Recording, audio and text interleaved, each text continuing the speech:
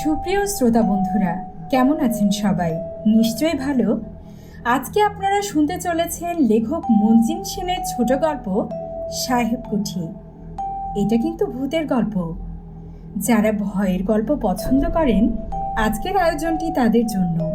কথা না বাড়িয়ে শুরু করছি আজকের গল্প। শুনতে থাকুন এবং আমার সঙ্গেই থাকুন। বাড়িটাকে বলা হয় সাহেব কুঠি। একসময় নীলকর সাহেবরা থাকতেন এই কুঠি বাড়িতে। প্রকাণ্ড প্রকাণ্ড ঘর আর দোতলার সমান উঁচু। প্রত্যেক ঘরে ফায়ারপ্লেস বা আগুন চুল্লি। কনকনে ঠান্ডায় গনগনে আগুনে সাহেবরা আরাম করতেন ওই চুল্লির সামনে। তবে দীর্ঘকাল ওগুলো পরিত্যক্ত, অব্যবহৃত অবস্থায় আছে। এখানে একটা থার্মাল প্ল্যান্ট তৈরি হবে। সরকার থেকে জমি অধিগ্রহণ করা হয়েছে, মাটি কাটাও শুরু হয়েছে। লোহা লক্কর, ইট, বালি, সিমেন্ট এসব আসছেই। একটা টিনের ছাউনির গুদামি তৈরি করা হয়েছে এসবের জন্য। দিনের বেলায় কুলিকামিনদের কলরলে সরগরম হয়ে ওঠে জায়গাটা, কিন্তু সন্ধ্যের পর থেকেই নিঝুম। কুলিকামিনরা আশেপাশের গা থেকে সকালে আসে, আবার সন্ধ্যের মুখে ঘরে ফিরে যায়। জনা কয়েক পাহারাদার আছে, তারা টিনের চালার অস্থায়ী ঘর বানিয়ে নিয়েছে। সন্ধ্যের পর তারা রসুই পাকায় আর দোহাতি গান ধরে। কুঠিটা আরেকটু দূরে, তাই এমন নিঝুম। রজত কেন্দ্রীয় সরকারের এক তাপবিদ্যুৎ সংস্থা তরুণ ইঞ্জিনিয়ার।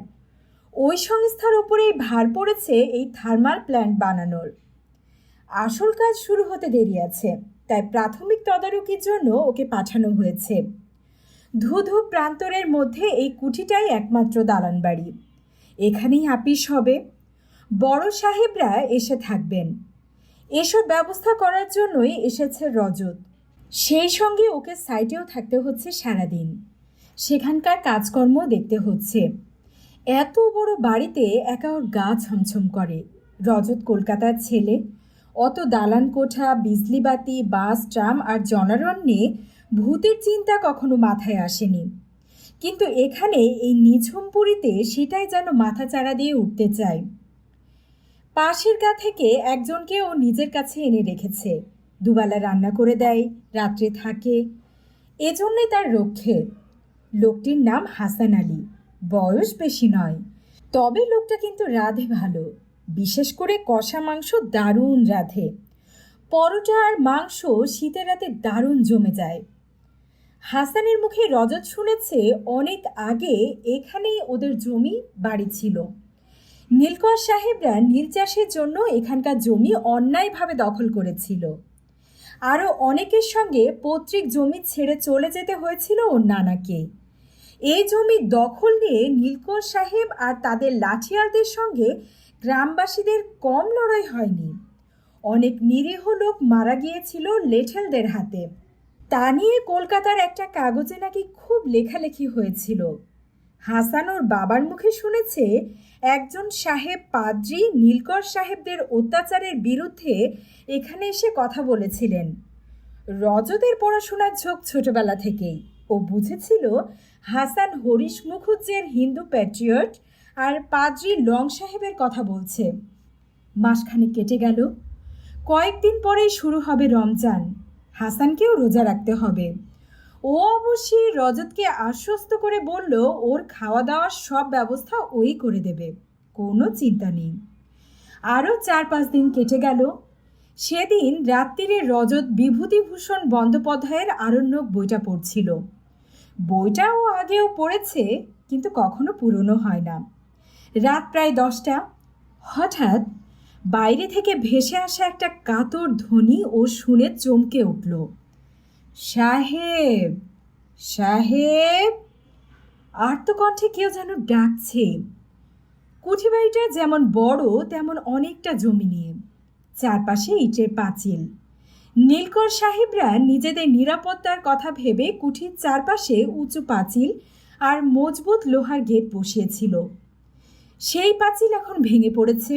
লোহার গেট মরচে পড়ে ক্ষয়ে একটা কঙ্কালের মতো দাঁড়িয়ে আছে। কাতর শব্দটা আসছে গেটের বাইরে থেকে। রজত প্রথমে ভাবল মনের ভুল। বইটাও আবার খুলবে, তখনই ভেসে এলো সেই কাতর ধ্বনি, সাহেব, সাহেব। শীতের রাতে হৃৎপিণ্ড ভেদ করে অমন কাতর ধ্বনি, গায়ের রক্ত যেন হিম হয়ে যায়।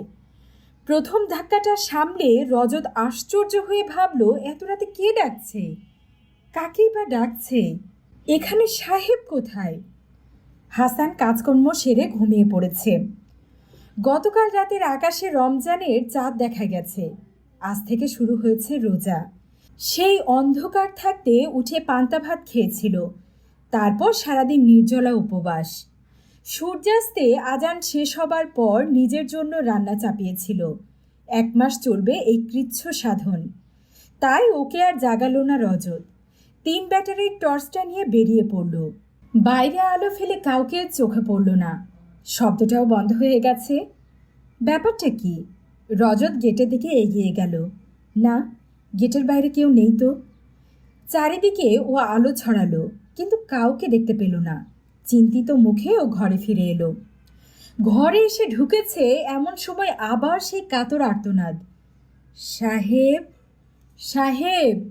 নাভিমূল থেকে যেন বেরিয়ে আসছে সেই কাতর ধ্বনি। বুকের ভেতরটা হিম হয়ে গেল রজতের। এ কি মানুষের গলা? সাহেব, সাহেব। পরের কথাগুলো এবার স্পষ্ট হয়ে উঠল। আমার জমি ফিরে দাও সাহেব, আমার জমি ফিরে দাও। গায়ের সমস্ত লোম খাড়া হয়ে গেল রজতের। এ কি অশরীরী কাণ্ড! কে জমি ফিরে চাইছে? কার জমি? কার কাছে চাইছে? সাহেব, সাহেব। সেই কাতর ধ্বনিটা এখন আর্তনাদের মতো শোনাচ্ছে।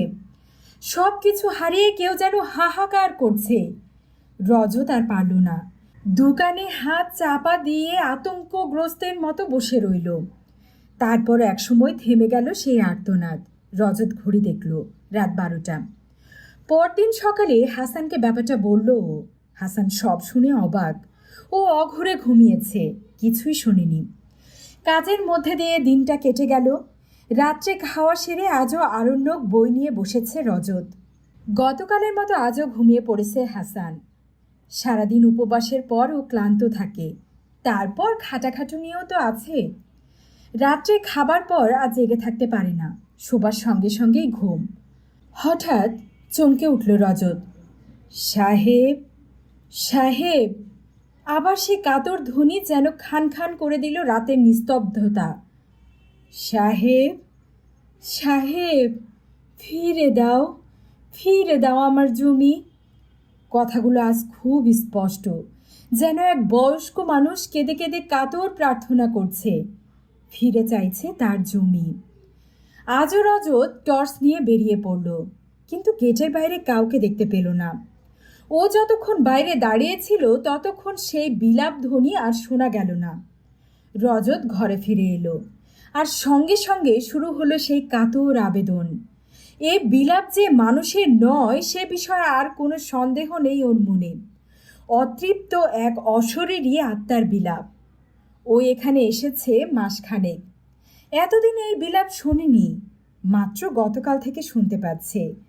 এর পেছনে নিশ্চয়ই কোনো ইতিহাস আছে। গতকাল থেকে রমজান শুরু হয়েছে, তার সঙ্গে কি এই ঘটনার কোনো সম্পর্ক আছে? পরদিন হাসানকে রজত ওর অভিজ্ঞতার কথা বলল। হাসান বলল সেদিন রাতে ও রজতের সঙ্গে জাগবে। অন্যান্য দিন রাত 8:30টার মধ্যে খাওয়ার পাট চুকে যায়। আজ একটু দেরি করে খাওয়া সারল দুজন। হাসান এসে রজতের ঘরে একটা মাদর বিছিয়ে বসল। ওর ঘন ঘন হাই উঠছিল। অনেক কষ্টে ঠেকিয়ে রেখেছিল নিদ্রা দেবীকে।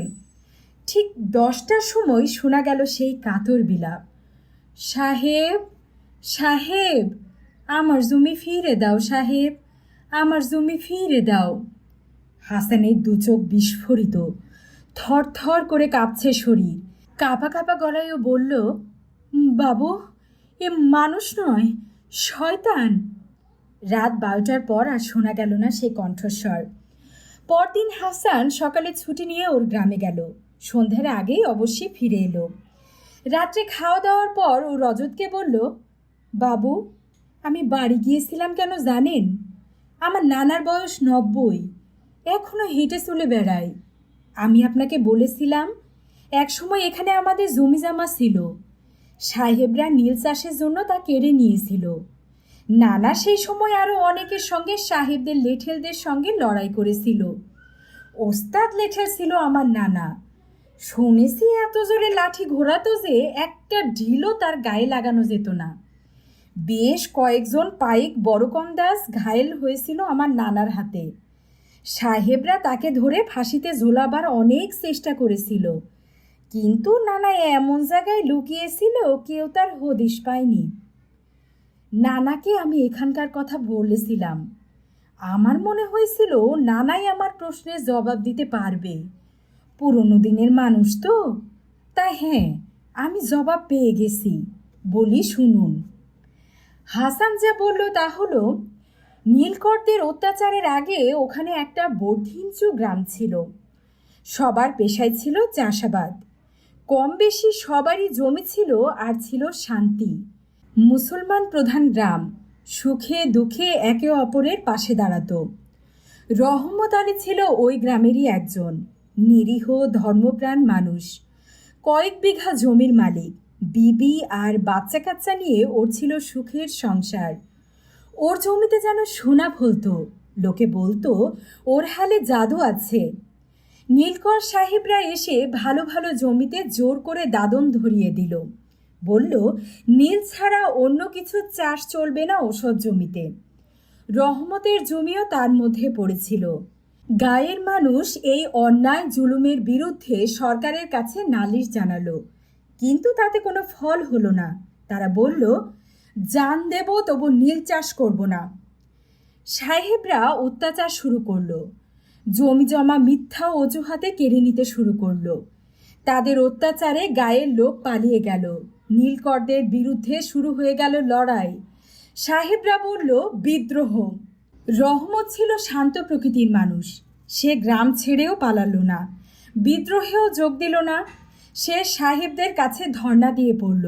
বলল তাদের হয়ে সব কাজ সে করে দেবে, এমনকি তার জন্য সে মজুরিও নেবে না, শুধু তার জমিটা যেন তারা ফিরিয়ে দেন।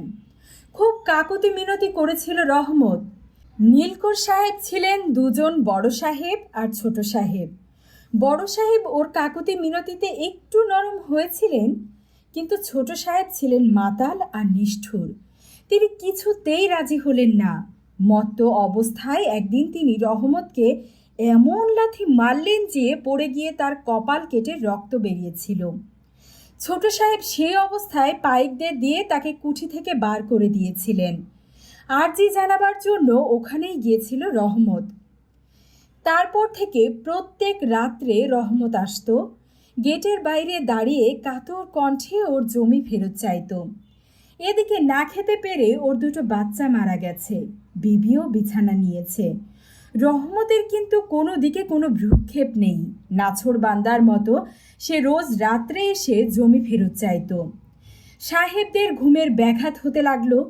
ছোট সাহেব একদিন রাত্রে বেরিয়ে ওকে খুব চাবুক পেটা করলেন। আধমরা হয়ে পড়ে রইল রহমত। পরদিন সকালে দেখা গেল সামনের একটা গাছের ডাল থেকে ওর লাশটা ঝুলছে। এই ঘটনা ঘটেছিল রমজানের চাঁদ যেদিন দেখা গিয়েছিল তার পরদিন রাত্রে। মনে হয় রাত 10টা নাগাদ ছোট সাহেব ওকে চাবুক মেরেছিলেন, আর রাত 12টায় ও গলায় ফাঁস লাগিয়ে ঝুলে পড়েছিল। এরপর বেশ কিছুদিন সব শান্ত ছিল।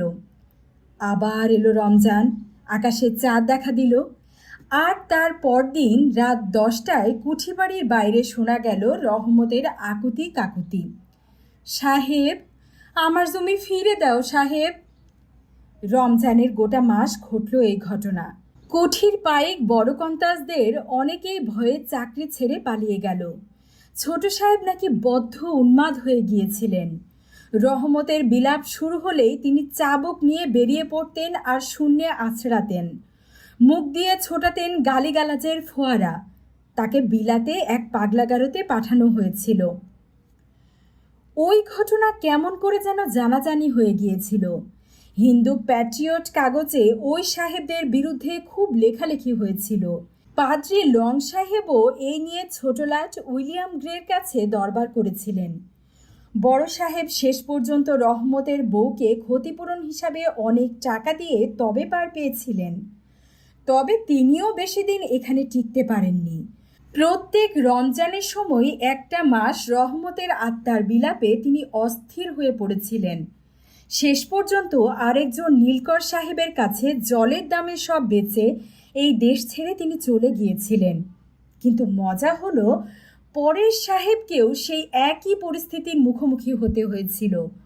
রহমত আলীর প্রেতাত্মা যেন নাছোড়বান্দার মতো প্রতি রমজান মাসে রাত 10টা থেকে 12টা পর্যন্ত ওই একই প্রার্থনা জানিয়ে যেত। সাহেব কুঠি হাত বদল হতে লাগলো। তারপর এক সময় কেউ আর এখানে থাকতে রাজি হলো না। এদিকে দেশ থেকে নীল চাষ উঠে গেল। সাহেব কুঠিটাও পরিত্যক্ত ভুতুড়ে কুঠি হয়ে পড়ে রইল। এতদিন পরে আবার এখানে কর্মযজ্ঞ শুরু হয়েছে। কুঠিতে মানুষ এসেছে, তাই রহমত আলীর আত্মাও জেগে উঠেছে। তার দাবি জানাতে এসেছে সাহেব কুঠির নতুন মানুষের কাছে। পরদিনই রজত অন্য জায়গায় থাকবার ব্যবস্থা করল। দরকার নেই তার অমন ভুতুড়ে দালান বাড়িতে রাত কাটানোর। তার চাইতে মাথা গোছবার জন্য টিনের চালাও ঢের ভালো। সুখ না হোক, স্বস্তি তো পাওয়া যাবে। আজকের গল্প এখানেই শেষ হলো। গল্পটি আপনাদের কেমন লাগলো অবশ্যই আমাকে জানাবেন। আমার বলা গল্প যদি আপনাদের পছন্দ হয়ে থাকে তাহলে লাইক এবং সাবস্ক্রাইব করতে ভুলবেন না যেন। পরবর্তী পর্বে আপনাদের জন্য নতুন কোনো গল্প নিয়ে হাজির হব। সেই পর্যন্ত ভালো থাকবেন, সুস্থ থাকবেন, নিজের যত্ন নেবেন, নিজের আপনজনদেরকে যত্নে রাখবেন। আল্লাহ হাফেজ।